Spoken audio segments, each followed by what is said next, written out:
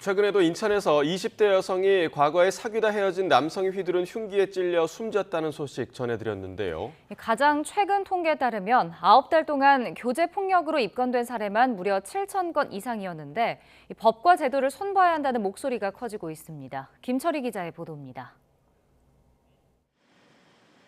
검은 모자를 눌러쓴 채 호송차 밖으로 빠져나오는 남성. 거듭된 질문에도 죄송하다는 짧은 답만 남기고 법정 안으로 들어갑니다. 혹시 피해자한테 할 말 없으세요? 이 남성은 지난 23일 인천에서 전 여자친구를 흉기로 찔러 살해한 혐의를 받는 20대 A씨입니다. A씨는 술을 마시다가 말다툼한 뒤 우발적으로 범행을 저질렀다고 진술했지만 경찰은 A씨가 미리 흉기를 준비하는 등 사전에 범행을 준비한 것으로 보고 있습니다. 이러한 교제 살인 사건이 일어난 건 이번이 처음이 아닙니다. 지난해 7월에는 서울 마포구 오피스텔에서 25살 황혜진 씨가 교제하던 남성에게 폭행을 당해 세상을 떠났고, 지난 3월에는 고양시에서 24살 여성이 남자친구에게 목 졸라 살해당하는 일이 일어났습니다.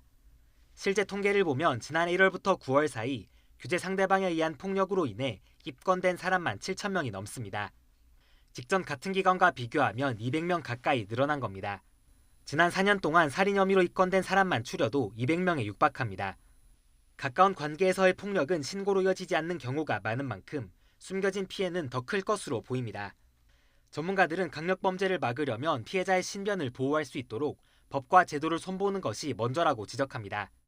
이별을 통고하고 난 다음에 일어나는 경우들이 많아서 스토킹 특례법 더하기 이제 피해자 보호 입법을 통해 가지고 지금 피해자 신변을 보호하는 게 훨씬 현실적으로 구현이 가능하다 이렇게 보입니다.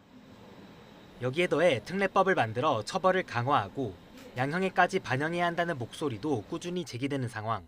지난 2016년 이후 데이트 폭력 특례법이 여러 차례 발의됐지만 모두 본회의 문턱을 넘지 못했습니다. YTN 김철입니다.